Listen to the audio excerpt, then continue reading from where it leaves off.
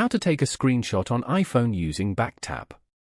To take a screenshot on an iPhone using a back tap, you first need to open Settings on your iPhone. Once you're in, you then need to scroll down a little bit. Then, tap on Accessibility. After that, scroll down a little and tap on the Touch option. Once you're in, scroll all the way to the end and select the back tap option. Then, tap on the double tap option. You will find many accessibility options here. Select the screenshot option. Now, minimize the application. Once you're in the home screen, double tap on the back of your iPhone to take a screenshot.